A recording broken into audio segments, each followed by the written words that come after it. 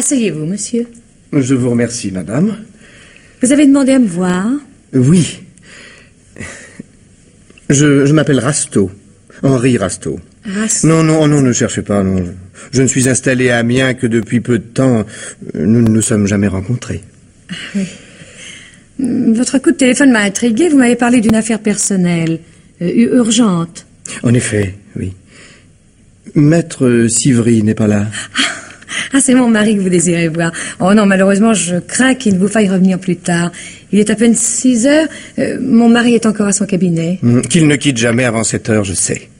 Il a toujours travaillé tard. Déjà, autrefois, à Bordeaux. Ah, vous l'avez connu lorsqu'il habitait Bordeaux? Connu, non, pas exactement. Mais j'ai beaucoup entendu parler de lui à cette époque. Il n'était encore qu'un jeune avocat. Eh bien, je vais l'attendre.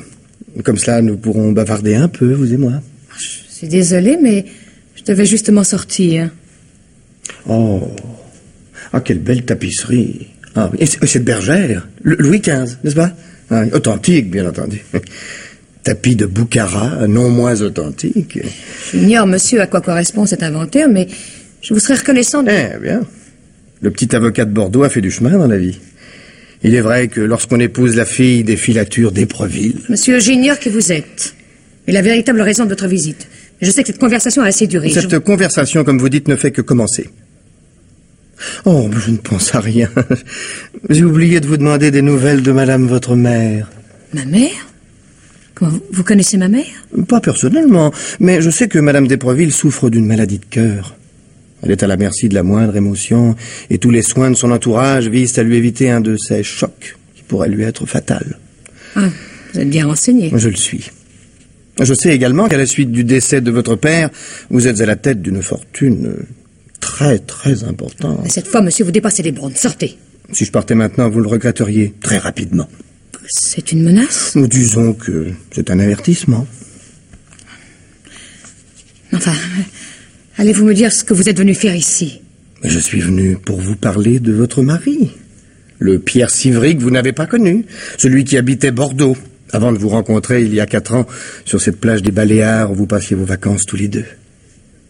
Cela ne vous a jamais étonné que cet avocat, inscrit au barreau de Bordeaux, n'ait pas voulu retourner dans sa ville natale? Qu'il ait préféré s'installer avec vous à Paris, où il ne connaissait personne, et finalement vous suivre à Amiens après la mort de votre père? Je sais que Pierre n'aime pas Bordeaux. Il n'aime pas Bordeaux, hein? Oh, c'est possible après tout. Vous a-t-il parlé de Micheline Rimbert? Mon mari ne m'a jamais caché qu'il avait été fiancé plusieurs mois à cette jeune fille. Vous a-t-il dit pourquoi il ne l'avait pas épousée? Elle est morte. Un accident d'automobile, je crois. Savez-vous, madame, que votre mari est un repris de justice? Pierre? Mais vous êtes fou. Non. Maître Sivry a eu des ennuis avec la justice. Vous mentez. Vous devriez lui demander comment est morte cette pauvre Micheline Rimbert. Si vous parvenez à lui arracher la vérité, il vous racontera une histoire intéressante. Je ne vous écoute pas. Il vous la dira lui-même. Il vaudrait mieux que votre mère n'apprenne pas que son gendre a été condamné par un tribunal. Un tel choc pour une personne qui est à la merci d'une crise cardiaque. Naturellement, vous ne lui en direz rien, mais il serait regrettable qu'elle l'apprenne par une tierce personne. Ou par la rumeur publique. Ah, oui. Je commence à comprendre où vous voulez en venir. Vraiment? Vous ne faites pas un très joli métier, monsieur. Naturellement, je ne crois pas un mot de ce que vous m'avez raconté. Mais j'aimerais savoir, à titre de simple curiosité, à combien vous estimeriez éventuellement le prix de votre silence? Disons, à titre de simple curiosité, naturellement, que je me contenterais de 2 millions. Enfin, 2 millions anciens, bien entendu. Avouez que ce n'est pas cher. N'êtes pas difficile. Pensez à la santé de votre mère. Pensez aussi à la réputation de votre famille. Vous savez comment ça se passe en province. En quelques jours, tout Amiens serait au courant. Taisez-vous. Qu'est-ce que 2 millions quand on possède une fortune comme la vôtre? Une goutte d'eau. Alors, je viendrai chercher l'argent demain. Il n'en est pas question. Mais si. Je sais que votre mari se rend à Paris les premiers mardis et mercredis de chaque mois. J'ai appris également que le mardi était le jour de congé de votre bonne. Nous serons donc tranquilles. Je ne vous recevrai pas. Ne faites pas l'enfant. Vous allez ce soir demander à votre mari ce qui s'est passé il y a 4 ans à Bordeaux. Je vous fais confiance. Il finira par vous dire la vérité. Et demain, vous me recevrez. Non. Je vous assure que si. Tenez, je vais vous faciliter les choses. Il est quelquefois difficile de disposer de 2 millions sans attirer l'attention. Alors, je suis prêt à accepter 4 versements mensuels. Voilà, 500 000 francs le premier mardi de chaque mois. Allez-vous-en. Tout de suite. Un dernier conseil, pourtant. Il vaudrait mieux que vous ne parliez pas de ma visite à votre mari. Mais vous trouverez facilement un prétexte pour l'amener à vous raconter la mort de Micheline Rimbert. Vous avez peur. Si vous le mettiez au courant, il pourrait être tenté de commettre contre moi un acte irréfléchi. C'est bien ce que je disais. Vous avez peur. Inutile de vous dire que j'ai pris mes précautions. Au cas où il m'arriverait quelque chose, tous les journaux de la région recevraient dans les 48 heures des informations intéressantes sur le passé de Maître Sivry. Je serai là demain vers 3 heures. Vous aurez le temps de passer à la banque dans la matinée.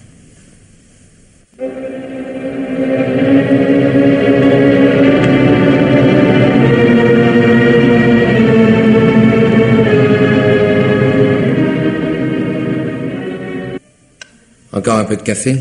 Non, merci, chérie. Tu reprends? Une goutte. Tu as mauvaise mine ce soir. Tu ne te sens pas bien? C'est rien. Je suis un peu fatiguée, c'est tout. Tu as besoin de vacances. Nous pourrions essayer de partir plus tôt que prévu. Oh, mais non. Nos chambres sont retenues pour le mois prochain. Je peux attendre quelques semaines. En tout cas, tu devrais te reposer. Oh, mais je t'en prie, Pierre, ça suffit. Toi aussi, tu as quelquefois mauvaise mine. Ça ne t'est jamais arrivé d'être fatigué autrefois, à Bordeaux? À Bordeaux? Naturellement, pourquoi dis-tu ça?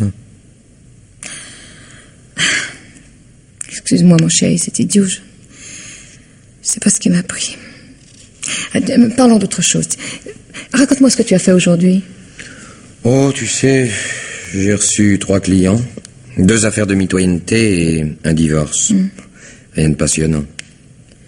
Et toi? Rien. Tu es allé chez ta mère? Oh non, Comment va-t-elle? laisse maman en dehors de tout ça, je t'en prie. En dehors de tout ça. Que veux-tu dire, Colette? Oh, rien. Rien, je t'assure, mon chéri, tu as raison. Je crois que je ferais mieux d'aller me coucher. Ça m'évitera de dire des bêtises. Un instant, Colette. Non, je voudrais d'abord savoir à quoi tu faisais allusion. Mais à rien, Pierre, crois-moi. Je suis fatiguée, alors je dis n'importe quoi. Je te connais, tu n'as pas l'habitude de dire n'importe quoi. Qu'est-ce qu'il y a? Dis-moi. Et puis après tout, je peux bien t'en parler. J'ai reçu une visite cet après-midi. Une visite? Oui, une ancienne camarade de pension que j'avais perdue de vue et elle est installée à Bordeaux. Elle est venue ici pour quelques jours, alors elle est venue bavarder avec moi. Elle m'a parlé de Micheline Rimbert. Ah. C'est donc ça. Ah oui, rien d'important, tu vois. Et c'est à cause de cette conversation que tu as mauvaise mine et très tirée? Je croyais pourtant que tout cela était oublié. Tu sais ce que je pense. Mais oui, chérie, bien sûr. Je ne t'ai jamais caché que Micheline et moi avions été fiancés pendant quelque temps. Si elle n'était pas morte, je l'aurais sans doute épousée. Ça aurait été une erreur. Je ne l'aimais pas. Je ne savais pas ce que c'est que d'aimer une femme. Je l'ai su le jour où je t'ai rencontré. Tu me crois, n'est-ce pas, chérie? Oui, Pierre. Je t'aime. Moi aussi, mon chéri. Alors pourquoi as-tu l'air aussi abattu, démoralisé même? Oh, je t'assure que c'est sans importance. Colette, pourquoi restes-tu sur la défensive? Tu ne crois pas que tu ferais mieux de me dire ce qui ne va pas? C'est quelque chose que t'a dit ton amie. De quoi t'a-t-elle parlé? Tu ne m'as jamais expliqué comment elle était morte. Mais si, je te l'ai dit, un accident. Mais quel genre d'accident? Je vois. Elle t'a tout raconté. Mais pourquoi ne m'en as-tu jamais parlé, Pierre? Oh, à quoi cela aurait-il servi? Tu n'as pas eu confiance en moi? Il ne s'agit pas de ça, tu sais bien.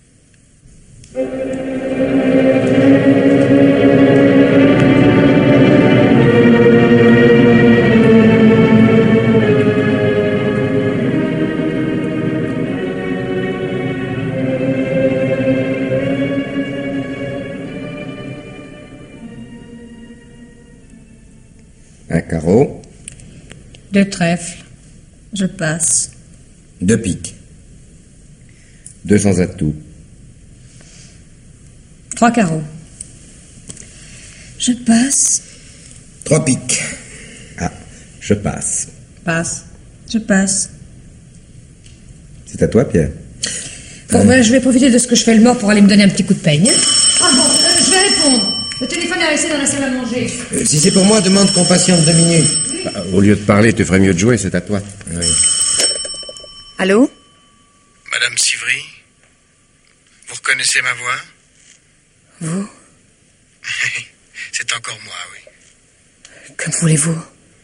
J'ai des petits ennuis en ce moment. Bon, ça ne durera pas, mais j'ai besoin de votre aide ce mois-ci encore. Il faudrait que vous envisagiez un nouveau versement. 500 000 francs, comme d'habitude. Non, pas question. Je vous ai donné ce que vous m'aviez demandé en 4 fois, comme convenu. Depuis le mois dernier, c'est fini. Alors maintenant, laissez-moi en paix. Mais malheureusement, chère madame, les choses ne sont pas aussi simples. Alors préparez la somme pour demain après-midi, voulez-vous? Demain mardi. Non. Je vous interdis de venir de nouveau chez moi. Ah, c'est donc vous qui me rendrez visite, comme vous voudrez. Alors notez mon adresse. 216 rue Charles Mercier. Vous notez? 3e étage, porte gauche. Je vous attendrai. Allô? Allô? Allô?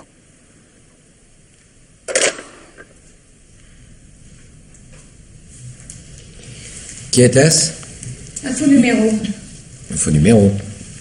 M'a semblé t'entendre parler. Ah non, certainement pas. Je vais raccrocher tout de suite. Ah, pourtant, j'aurais bien l'impression. À vous, Geneviève? Non, j'ai pas fait attention.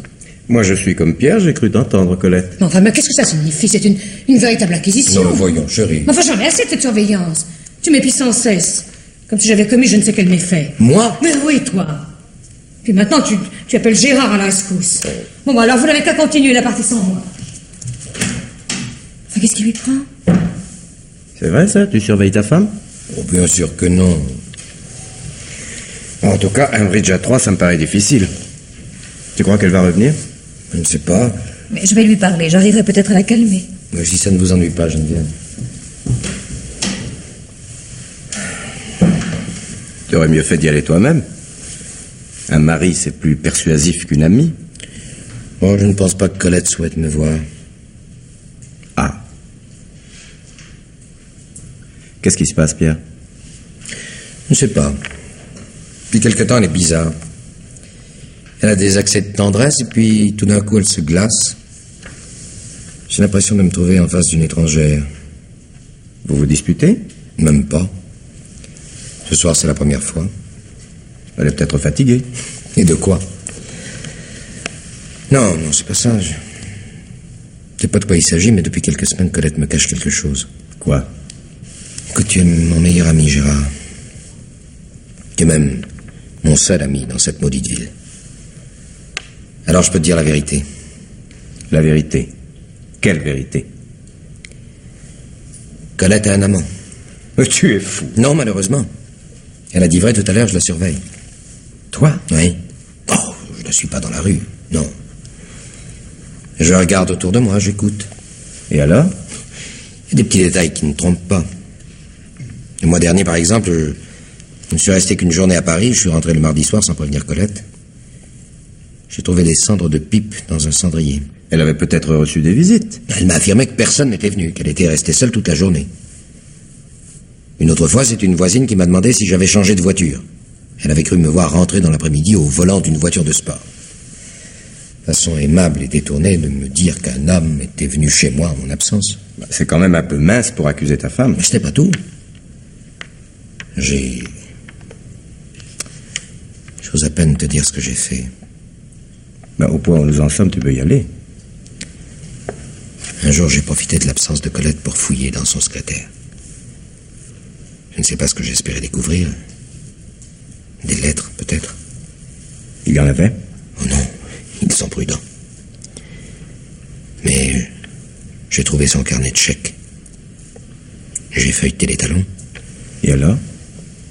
Depuis 4 mois, au début de chaque mois, Colette a retiré de la banque une très grosse somme. Mon rival doit être un jeune homme sans ressources, d'un genre de type qui plaît aux femmes.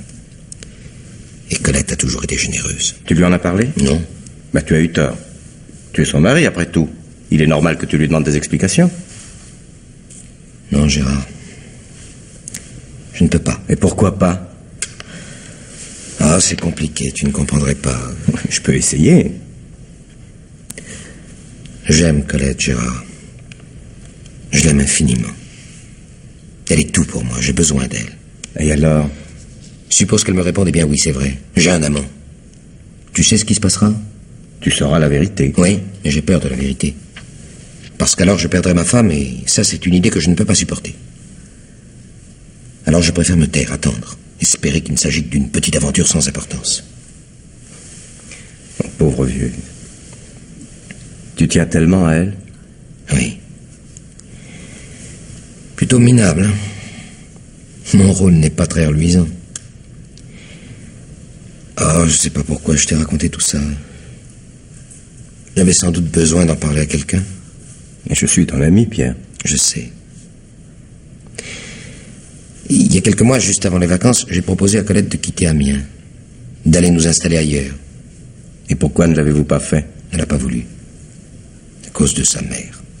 Enfin, c'est ce qu'elle m'a dit. Je te plains, tu sais, Pierre. Sincèrement. Ça doit être très dur. Plus encore que tu ne l'imagines. Ce coup de téléphone, par exemple, tout à l'heure. Tu crois que... Bien sûr, c'était lui. Demain matin à l'aube, je pars pour Paris, ils se sont donné rendez-vous. Et tu ne fais rien? Tu ne réagis pas? Je ne peux pas.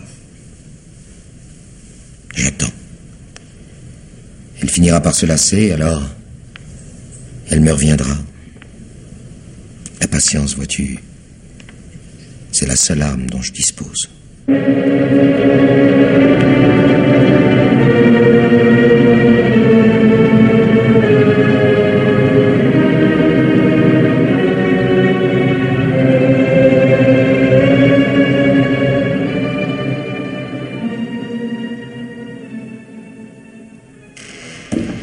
C'est toi, Pierre? Oui, bonsoir chérie. Tu es déjà rentré? Mais il est plus tôt que d'habitude. Il n'y avait personne sur la route, j'ai été vite. Oh, je suis contente que tu sois là, chérie. Tu savais comme les journées me semblent longues quand tu es à Paris. Vraiment? Vraiment. Tu as dîné? Oui, dans un restaurant de routier. Oh, devine qui j'ai rencontré tout à l'heure à Paris. C'est pas? Dis. Le Gris. Il y a au moins 2 ans. Ah? Tiens, tu attends quelqu'un? Non. Et toi? Personne. Bah, c'est ainsi, je me demande qui ça peut bien être. Nous n'allons pas tarder à le savoir. Entrez. Madame, c'est un inspecteur de police. Un inspecteur de police? Qu'est-ce qu'il veut? Mais il a demandé si monsieur et madame étaient là. Bon, bah, c'est bien, faites-le entrer. Bien, madame. Il me demande ce qu'il vient faire. Oh, j'ai dû oublier de payer une contravention, c'est tout. Un inspecteur de police ne se dérange pas à 10 heures du soir pour une contravention en souffrance. Voilà.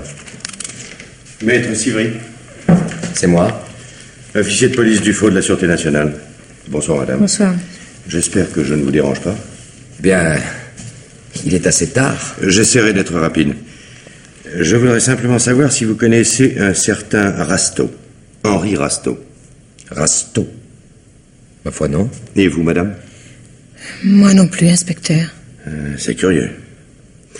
Rasteau a noté dans son agenda, à la date d'avant-hier, lundi, téléphoner Sivry vers 21h. Il y a d'autres Sivry à Amiens. Il doit s'agir d'un de mes homonymes. Mais au fait, qui est ce monsieur Rasteau? Un personnage pas très intéressant, qui a été condamné à plusieurs reprises. Escroquerie, vol, abus de confiance. Ah bon. Vous avez cru sans doute que j'étais son avocat. Malheureusement, inspecteur, vous faites fausse route. Je ne plaide qu'en civil. Les affaires correctionnelles ne sont pas de mon ressort et ce monsieur n'est pas mon client. D'ailleurs, il vous le confirmera lui-même. Ça m'étonnerait. Téléphone pendant que vous accompagnez madame Sivry. Oui, oui.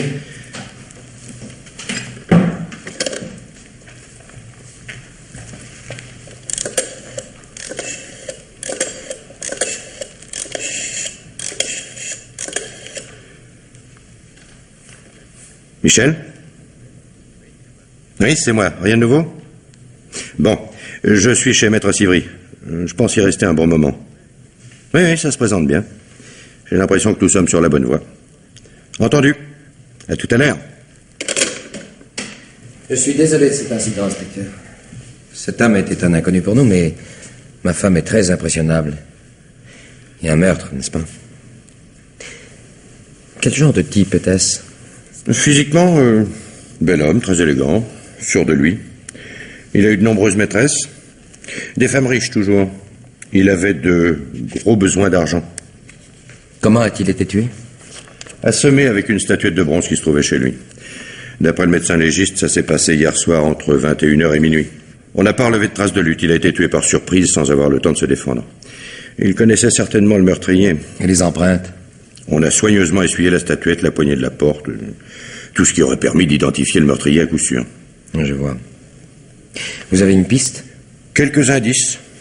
Une lettre en particulier. Nous l'avons trouvée roulée en boule dans la corbeille à papier. Comme elle est datée d'hier, nous avons pensé que ça pouvait être intéressant. C'est une lettre de femme. Ah. Je ne voudrais pas paraître indiscret, mais cette lettre... Je l'ai dans ma serviette. Vous voulez la voir, maître? Oh, simple curiosité. En tant qu'avocat, je m'intéresse toujours aux affaires criminelles. C'est bien naturel. La voici. Merci. Pourquoi m'avez-vous montré cette lettre, inspecteur? C'est vous qui avez demandé à la voir, maître. Vous devriez la relire. Attentivement. Je suis passé, mais il n'y avait personne. Ça ne peut pas continuer ainsi. Il faut absolument que nous nous voyions aujourd'hui même, pendant que mon mari est à Paris. C'est signé de 2 initiales. CC. J'ai vu. Qu'est-ce que ça prouve? Il y a beaucoup de femmes dont les initiales sont CC. Vous oubliez l'agenda. Lundi soir, 21h, téléphonez Sivry. Rasto n'avait pas écrit Maître Sivry. Et il n'a pas non plus écrit Colette Sivry. Il me sera facile de faire expertiser l'écriture. Regardons les choses en face, inspecteur. Cette lettre a été écrite par ma femme, soit. Elle connaissait cet homme, c'est indiscutable. Il est malheureusement certain aussi qu'elle tenait à ce que je l'ignore. Mais c'est une question privée, personnelle, qui ne regarde que nous. Puis-je compter sur votre discrétion? Dans la mesure où l'enquête le permettra, certainement. L'enquête? Vous ne voulez pas dire que vous soupçonnez ma femme? Je me dois d'envisager toutes les hypothèses. Mais c'est absurde. Je connais ma femme, inspecteur, elle est incapable d'avoir commis un tel acte. Ah, vous m'entendez, incapable? Non, ce n'est pas elle, j'en suis certain. Je vous souhaite d'être dans le vrai. Mais il faudrait que j'interroge Madame Sivry maintenant. Est-ce indispensable? Elle se repose. J'ai besoin de savoir ce qu'elle a fait hier soir. Je peux vous le dire moi-même. Elle est restée ici. Comment le savez-vous? Vous n'étiez pas à Paris? Si, mais je lui ai téléphoné 2 fois. À quelle heure? D'abord vers 19h. Je l'ai appelé de mon hôtel avant d'aller dîner. Et puis j'ai téléphoné de nouveau vers minuit en rentrant du cinéma. Elle a pu s'absenter entre vos 2 appels. Voulez-vous appeler Madame Sivry, maître?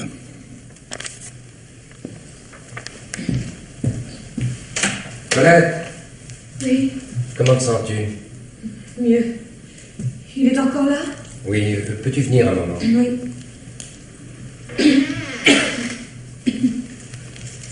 Madame, je Un voudrais... instant, inspecteur, je tiens à dire quelque chose à ma femme avant que vous ne lui posiez des questions. Colette, ma chérie, il est inutile de mentir. L'inspecteur sait que tu connaissais cet homme. D'ailleurs, depuis un certain temps, je me doutais de quelque chose moi aussi. J'en ai même parlé à Gérard, il y a 2 jours. Mais Pietro... Non, non, Colette, laisse-moi parler. Si tu le veux bien, j'essaierai avec toute mon affection de t'aider à oublier ce qu'il y a eu entre ce Rasto et toi. Et j'espère que ce ne sera bientôt plus qu'un mauvais souvenir. Voilà ce que je voulais te dire. Merci, Pierre. Tu es si gentil avec moi. Vous vouliez me demander quelque chose, inspecteur? Avez-vous vu Rasto dans la journée d'hier? Non. Vous n'êtes pas allé chez lui? J'y suis passée en fin de matinée et il n'était pas là. C'est à ce moment que vous avez laissé cette lettre. Oui. Vous y êtes retourné dans la soirée? Non. Vous auriez dû suivre les conseils de votre mari. Vous avez tort de mentir. Inspecteur. Vous avez une voiture italienne, un cabriolet blanc, facilement identifiable. Vers 22h45, 2 jeunes gens qui rentraient chez eux l'ont vu arrêté devant l'immeuble où demeurait Rasto. Colette. Ce n'est pas vrai, n'est-ce pas? Ce n'était pas toi. Mais réponds, voyons, dis quelque chose. Vous avez raison, inspecteur. Je n'aurais pas dû mentir. Qu'est-ce que tu dis? Alors c'est vrai, tu Tu y es allé? Oui, Pierre, entre tes 2 coups de téléphone. Il m'avait appelé à l'heure du dîner pour me donner rendez-vous chez lui à 10h30. Il fallait absolument que je le voie. J'ai sonné, mais personne n'a répondu. J'ai attendu un moment, espérant qu'il allait bientôt rentrer, et puis, finalement, je suis partie. Alors c'est vrai. Tu y es allé hier soir. Et moi, comme un imbécile qui était prêt à oublier, à te pardonner. Me pardonner, mais il n'y a rien à me pardonner. Ah non, en effet, c'est impardonnable. Tu l'as tué. Mais non, je ne l'ai pas tué, je ne l'ai même pas vu. Toi, Colette, ma femme, tu as tué ton amant. Mon amant, mais tu es fou. Mais c'était pas mon amant. Tu étais la maîtresse de cet homme, je le sais. Sa maîtresse. Mais alors vous n'avez rien compris. Oh, ça suffit, ne continue pas à mentir. Cette lettre que la police a retrouvée, c'est clair, non? Il faut absolument que nous nous voyions aujourd'hui même, pendant que mon mari est à Paris. Tu as pris ça pour une lettre d'amour, mais c'est pas possible. Tu veux me rendre folle. Et moi, tu crois pas qu'il y a de quoi me rendre fou? Tu mens. Tu mens depuis des mois. Je t'en supplie, Pierre, arrête. Non, tais-toi, je ne veux plus t'entendre. Pardon. J'aimerais, moi, que Madame Sivry nous précise la nature de ses relations avec Rasto. Oui. Au point où nous en sommes, je crois qu'il vaut mieux vous dire la vérité. Enfin. Cet homme était un maître chanteur. Un maître chanteur? Oui, en 4 mois, il m'a extorqué 2 millions. Sous quel prétexte? Eh bien, il me menaçait de révéler un incident qui concerne mon mari. Moi? Qu'est-ce que c'est encore que cette histoire? Tu te souviens, Pierre, de la conversation que nous avons eue avant les vacances à propos de Micheline Rimbert? Naturellement. C'était après que ton ami de Bordeaux soit venu te voir. Il n'y a jamais eu d'ami de Bordeaux. C'est lui qui m'en avait parlé. Il m'a menacé de tout raconter si je lui donnais pas de l'argent. Oh, il a été ignoble. Il a insinué que maman ne supporterait pas le scandale. Colette. C'est vrai. Oui, Pierre. Je me souviens de notre conversation. Je t'ai proposé que nous partions tous les deux loin d'ici. Oui. Tu as répondu que tu ne pouvais pas laisser ta mère. Alors je t'ai dit que je m'en irais seul. Oui, Pierre. Tu as refusé. Oui, Pierre. Tu n'as pas voulu que je m'en aille. Non. Non, Pierre, je tiens à toi beaucoup plus que tu ne sembles croire. Mais beaucoup plus qu'à ma fortune, en tout cas. Tu es mon mari. Je t'aime. Et moi qui croyais... Oh, j'ai honte. Oh, je te demande pardon, ma chérie. Mais tu ne pouvais pas savoir. Quel est cet incident à propos duquel Rasto vous faisait chanter? Rassurez-vous, inspecteur, c'est une vieille histoire qui ne concerne pas la police. Si vous y tenez, je vous la raconterai, mais pas ce soir. Il est tard. Je regrette, maître, mais j'ai encore des questions à poser à Madame Sivry. Mais demain, alors. Pour le moment, ma femme a besoin de repos. Non, Pierre, non, je préfère que nous en finissions tout de suite. Alors, je vous écoute, inspecteur. Rasto vous a téléphoné lundi soir, n'est-ce pas? Oui. Que voulait-il? De l'argent, encore une fois. Il m'a demandé de le lui apporter le lendemain chez lui. Vous l'avez fait? Non. J'étais décidé à lui dire que c'était fini, que je ne lui donnerais plus rien. Pourtant, les circonstances n'avaient pas changé depuis sa première visite. Pour vous, le risque était le même. Et j'avais l'intention de le prévenir que, s'il faisait éclater un scandale, je le dénoncerais à la police. Le chantage est puni par la loi. Alors, c'était pour lui dire ça que j'ai essayé de le voir. Oui, en somme, vous vouliez le bluffer? Oui. Rasto vous faisait chanter, admettons. Vous ne vouliez plus payer, admettons-le aussi. Mais le scandale vous faisait aussi peur hier qu'il y a 4 mois. Vous vouliez l'éviter à tout prix. Mais cet homme risquait beaucoup plus qu'un scandale si je l'avais dénoncé. Il n'aurait certainement pas parlé. Vous le pensiez, mais vous n'en étiez pas certaine. Vous avez attendu toute la journée qu'il vous appelle. Pendant des heures, vous êtes resté près de ce téléphone qui ne sonnait pas. Vous avez réfléchi.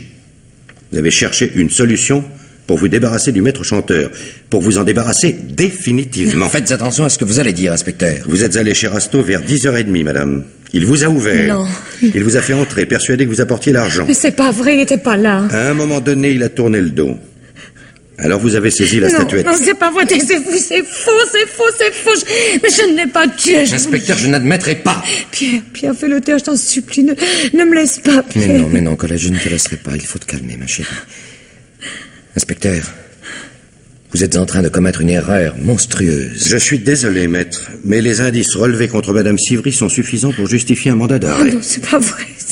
C'est pas vrai, vous n'allez pas m'arrêter. Pierre, mais fais quelque chose. Tu es avocat, tu sais ce qu'il faut dire. Je ne peux... Tu as raison, Colette.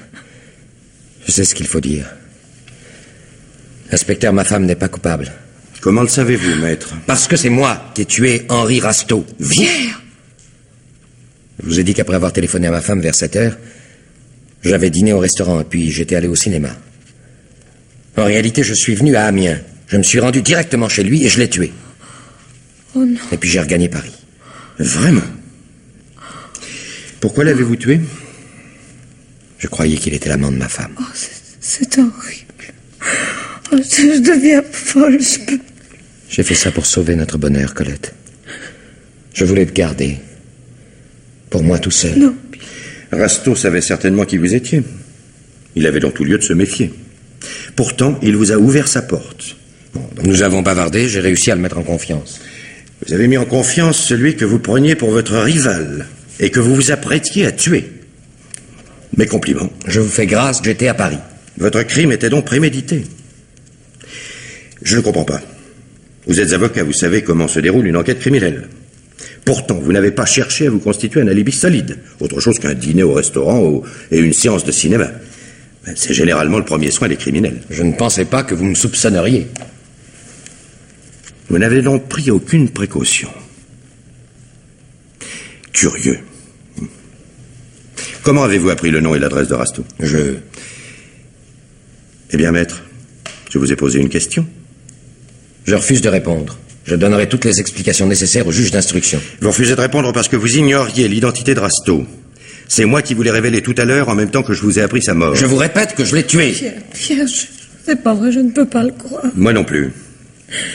Écoutez, maître, je comprends parfaitement le sentiment que vous éprouvez. Vous l'avez dit vous-même, vous avez honte d'avoir soupçonné injustement Madame Sivry de vous tromper. Vous espérez sans doute vous racheter en vous accusant à sa place. Je vous répète encore une fois que ma femme est innocente. Non, maître. Votre femme est coupable. Non. Et je vais le prouver. Madame Sivry, oui. Vous avez affirmé que Rasteau n'était pas chez lui lorsque vous y êtes allé vers 22h30. J'ai sonné, il n'a pas ouvert. Si, il vous a ouvert. Il vous a fait entrer et vous l'avez assassiné. C'est pas vrai. Avant de partir, vous avez essuyé les meubles, les objets que vous aviez touchés pour faire disparaître vos empreintes. Non. Pourtant, vous avez laissé une preuve de votre passage. Une preuve? Et pourquoi n'en avez-vous pas parlé plus tôt? Vous ne m'en avez pas laissé le temps. Nous avons découvert ce paquet de cigarettes chez Rasteau. On en voit rarement en France. Ce sont bien celles que vous fumez habituellement, madame? Oui. Ça ne signifie rien. Des centaines de personnes fument les mêmes cigarettes. C'est vrai. Pourtant, ce paquet appartient à madame Sivry. Ses empreintes y figurent, et seulement les siennes. Le laboratoire les a identifiées. Et où l'avez-vous trouvé? Sous le corps. Rasteau l'a entraîné dans sa chute. Madame Sivry ne pouvait le voir, c'est pourquoi elle l'a oublié. Oh, j'en peux plus. Emmenez-moi que ce soit fini, je ne veux plus. Je présume que vous assumerez sa défense, maître? Non. Pas moi. Elle aura besoin d'un très bon avocat.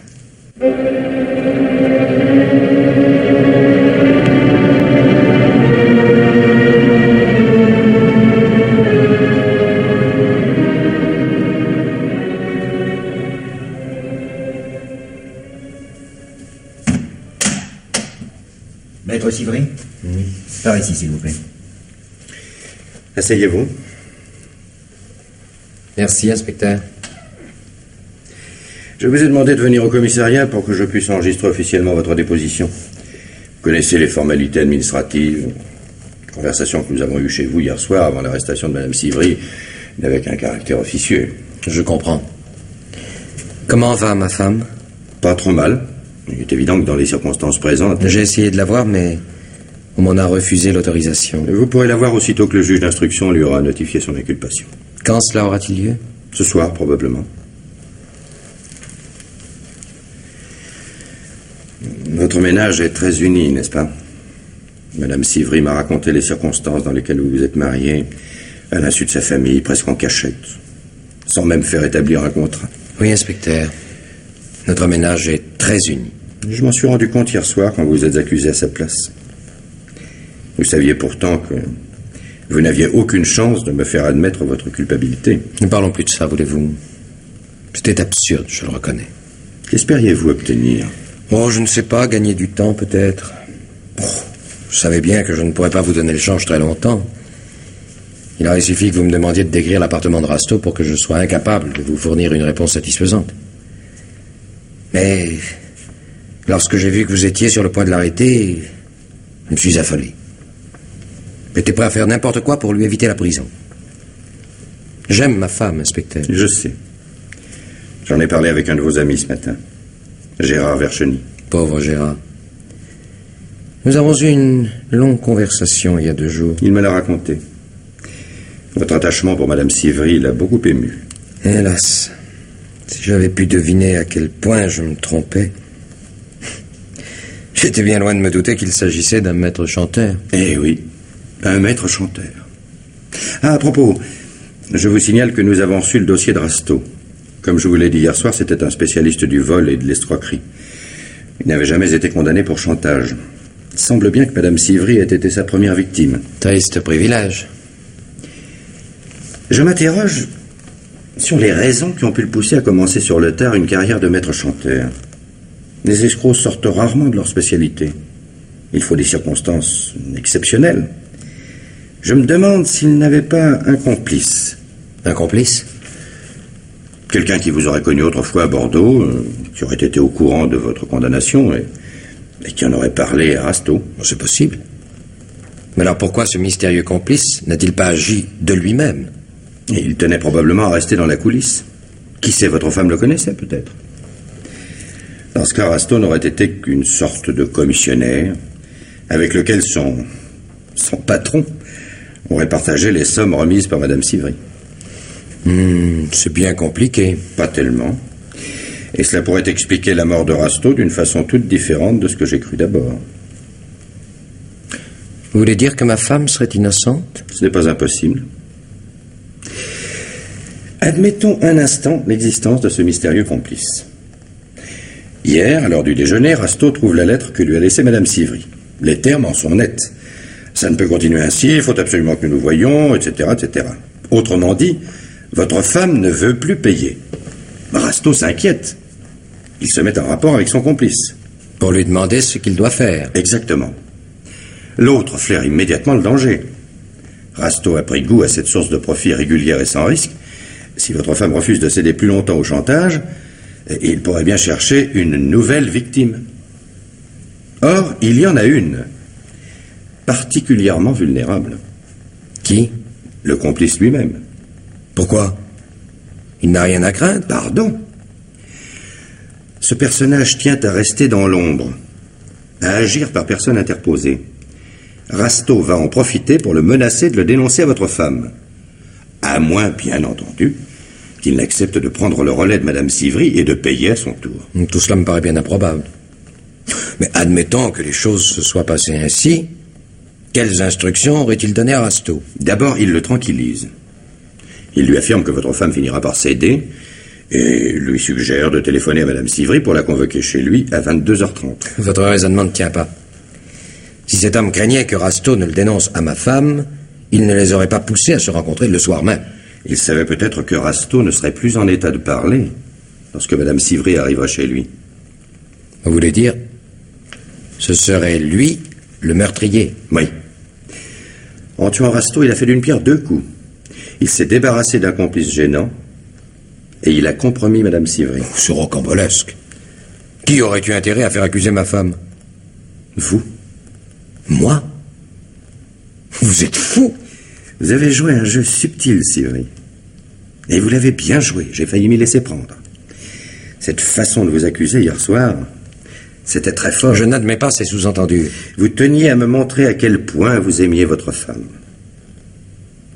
Alors qu'en réalité, vous la haïssez. Vos propos sont tellement absurdes que je ne me donnerai même pas la peine de les réfuter. Votre femme est belle, jeune, riche.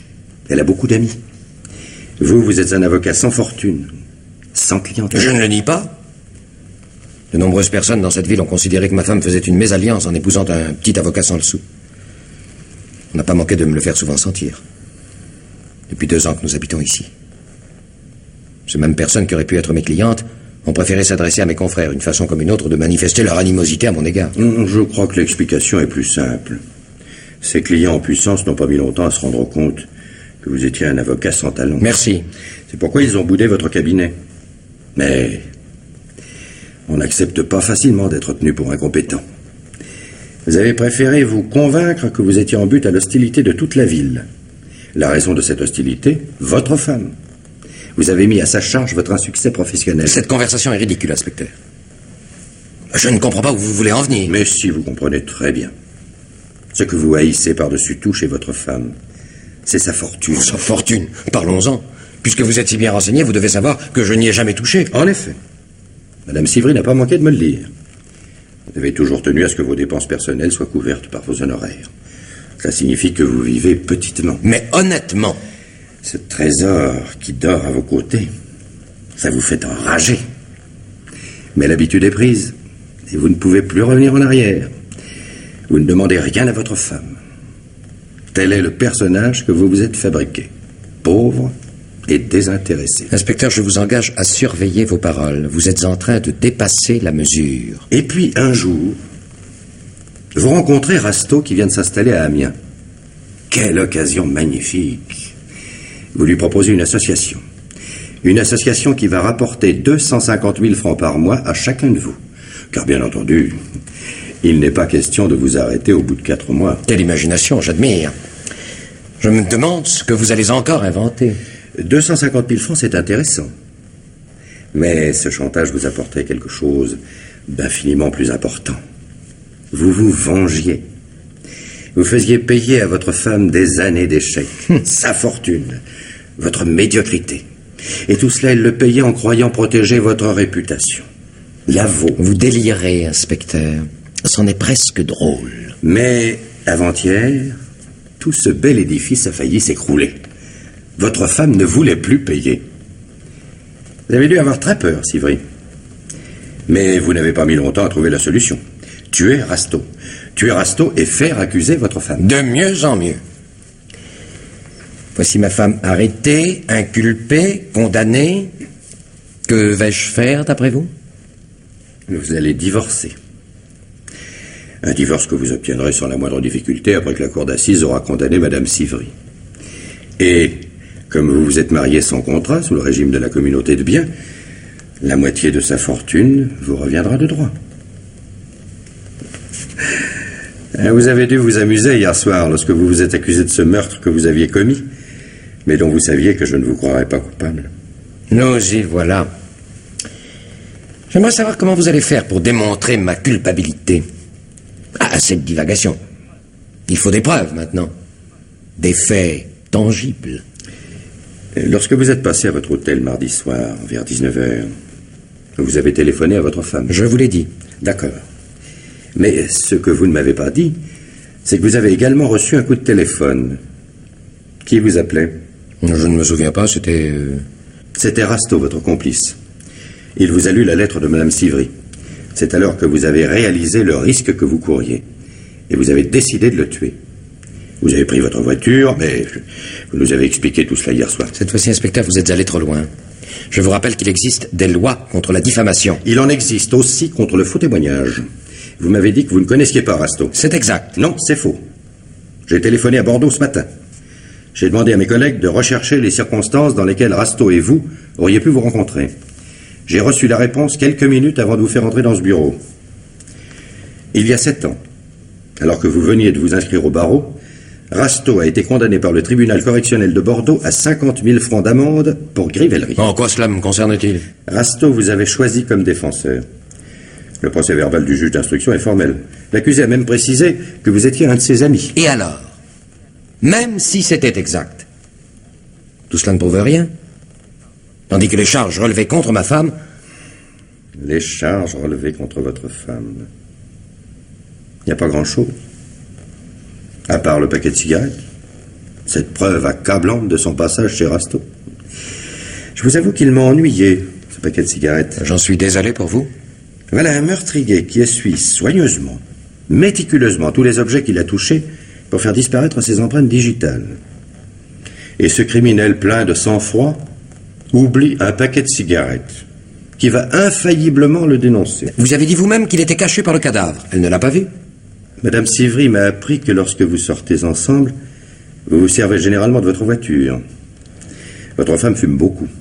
Pour ne pas risquer de se trouver à court de cigarettes, elle en laisse toujours un paquet dans votre boîte à gants. Naturellement, ce paquet porte ses empreintes. Les siennes seulement, puisque vous ne fumez pas le même tabac.